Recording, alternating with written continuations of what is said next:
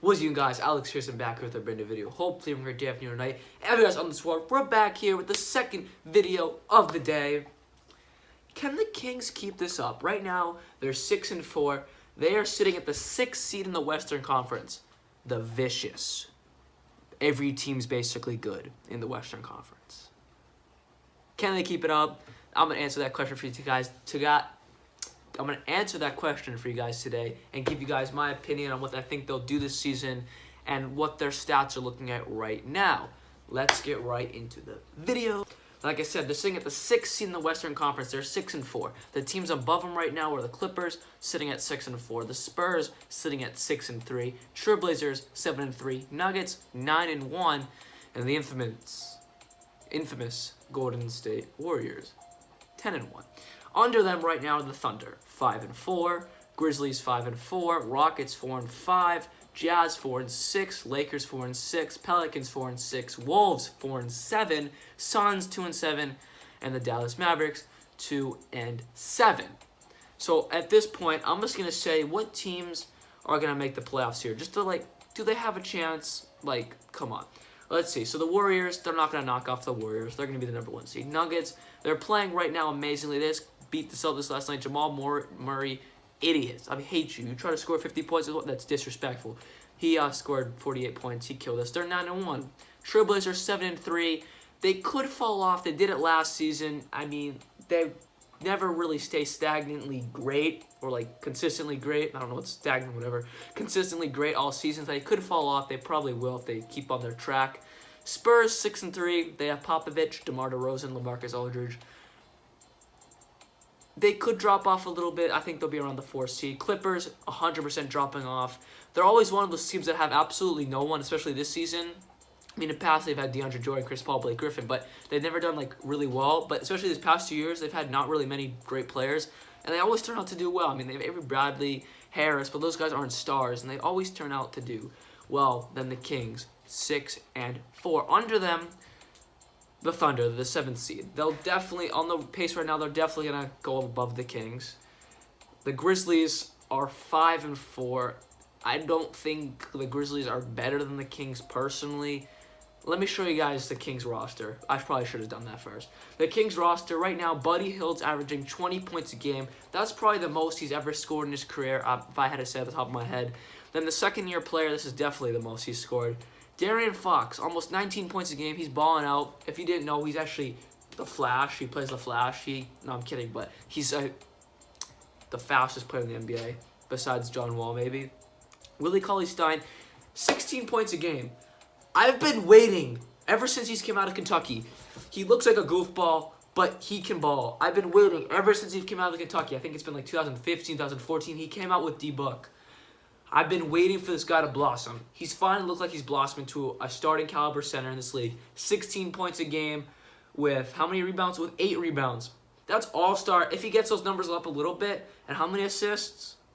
3 assists. If he jumps that up a little bit and 1 steal, that's all-star caliber numbers right there. Just if he bumps everything up just a little bit, especially his rebounds and assists, all-star caliber numbers right there.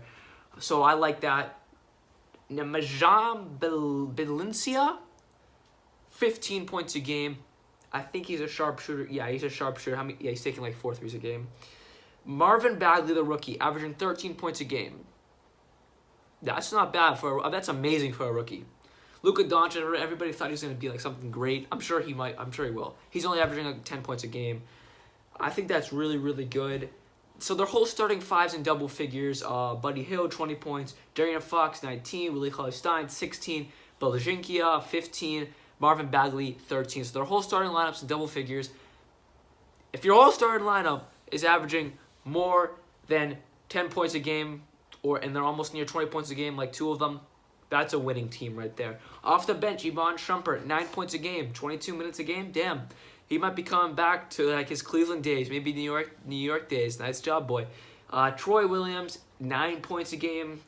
I don't really know a lot of these guys. They're pretty no-name players. Troy Williams, I know a lot of these guys from playing on 2K, but Troy Williams, 9 points a game. That's pretty solid. Justin Jackson, I've also been waiting for him to blossom too. He's getting 9 points a game. He's only getting Though the thing is, he's getting 25 minutes a game, getting 10 points. Well, he's getting 3 rebounds though, 2 assists, not even a steal. That's a little rough. I don't know if I like that stat line. I mean, I like the 8 points a game since everybody else up top is scoring pretty well. Their starting lineup, but I think you should be getting a little closer to 10. Frank Mason, 7 points a game with 16 minutes. That's perfectly fine. Yogi Ferrell getting 6 points with 16 minutes of action. Costa Koufis, their backup center, getting only 13 minutes, 5 points, 5 boards, 1 assist, 1 steal. That's actually an amazing stat line. If you put that into the per 36, that's some godly numbers right there. Harry Giles getting 4 points, 10 minutes. That's pretty fine. Skal Labissiere, another guy I've been waiting for to blossom. He's had some good when he was a younger, like 3 years ago, he had some good seasons, getting like 6 points a game. He's kind of taken a downfall. He's only getting 5 minutes a game, so he's barely playing. Yeah, we don't really need to talk about those guys down there. But the key guys, Buddy Hield, Darian Fox, Willie Cauley-Stein, Bajinkia, Marvin Bagley, Shumpert, Williams, Jackson, Costa Koufis, and Frank Mason, they're all balling out. They're doing what their team needs them to do, and that's what's leading them up to the 6-4 record. Now, let me show you what their current schedule is looking like right now. Let's see who they've played so far this season. All right, so they started off the season playing the Suns. That's an easy W. They lost to the Lakers barely by 7 points. They lost to the Warriors by like 30 points. They lost to the Jazz by 40 points. They lost to the Trailblazers by 3 points. They could have beat them. They also lost to the Jazz again. They lost to the Pelicans. Are you sure these guys are 6-4? I'm reading like this a lot of... Oh, okay, they beat the Thunder.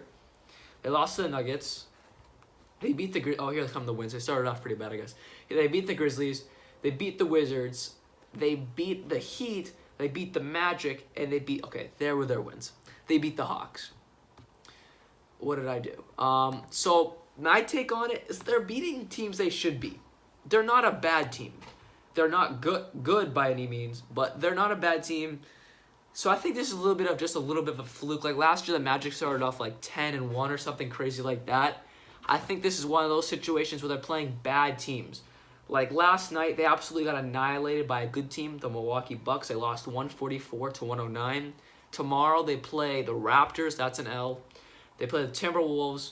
Depending on if Jimmy Butler plays and who plays, Cat plays, that's probably an L. They play the Lakers. I think they should beat the Lakers. I mean, they have LeBron James. Everybody else right now is kind of struggling, even LeBron James a little bit. And before, last week, a couple weeks ago, they lost to the Lakers by 5 points. So they should beat the Lakers, I think, so that's a W. They play the Spurs. That's probably an L, but it could be close. Grizzlies, that should be a W. I really don't like the Grizzlies. I mean, they have Conley and Gasol, but they're past their time, boys and girls. I don't know how many girls watch my videos, but anyways, they're past their time. They play the Rockets. The Rockets have been struggling, but the Rockets, they're gonna beat the Kings. Like if you lose to the Kings, Thunder. Kings did beat the Thunder a few weeks ago, but the Thunder, they're getting their stride. They did start 0-4, but now they are 5-4. That means they've won 5 in a row. They're not gonna lose to the Kings ever this season again. They play the Jazz. That's an L. Warriors. You can just don't even need to talk about that. The Jazz. Again, that's an L. The Clippers, tough, but probably the Clippers will win. Pacers, Kings, they play the Suns. I don't want to go through the whole season here, but they probably aren't going to last much longer. They have a tough stretch of games here. Like I said, with the Warriors, Spurs, Clippers, Grizzlies, Rockets, Lakers, Jazz. They're playing a lot of good teams. Pacers, yeah. I don't know. I think it's a fluke. If they get out of this stretch and get 10 wins on the season and go let's say I just said 8 games. Let's just say they go 5-3 or 4-4. Maybe that could prove they might be able to sustain something and not make the playoffs, but at least show they have life for other seasons or maybe sneak into the 8th seed. I doubt it. I think it's a fluke, guys, personally, but you never know. I like to see them prove me wrong. I really like Darian Fox. I think he's going to be a star in this league. I really always loved Willie Cauley-Stein from Kentucky. I'm glad he's blossomed this season. And then Marvin Bagley. Looks like he's going to be okay in this league. So that's my take on this. I think they won't make the playoffs. I think plus minus 25 wins. I say plus 25 wins, but because they're doing okay right now, they're starting off the season pretty well. I say 28 wins to 30, 27 to 30 wins. That's like the highest they'll get is like 30 wins. I think they'll probably get more like 25, 27 wins. But they definitely like the playoffs with that record. They'll probably be like they'll be better than the Suns, Mavericks, Grit. I don't know. They'll probably be like a 13th, 12th seed. If they exceed expectations and get 35 wins, that's like a 10th or 9th seed right there. Possibly an 8th seed depending on how well these teams do up top. So I don't know. I don't think it'll sustain. It could, but I doubt it. And if it does sustain and they get like 40, 45, like between like 38 and like 45 wins, they could sneak into an 8-7 seed. I can see that happening if they do that. I doubt it because they don't really have that much talent on the team, but I could see it happening. Anyways, if they sustain the way they are, and like Buddy Hill, like their whole starting lineup keeps balling out, I could see that happening. But I don't know if they can sustain that for a whole season. Maybe like a couple of them can, but like the way they're playing right now, their whole starting lineup's in double figures and balling out, shooting. Let's see what their percentage is, because their percentage has to be good. Yeah, they're shooting like 40. Yeah, their percentage is freaking amazing. Yeah, that's why they're doing so well. I don't think they'll be able to do that for the rest of the season. Anyways, hope you guys enjoyed this video. That's my take on this whole situation here going on in Sacramento. Yes, in a couple years when their young talent gets a little better, maybe they can sign someone. Yes, playoff team. But right now, maybe it could get an 8-7 seed, but I don't see it. Anyways, hope you guys enjoyed this video. And like always, peace.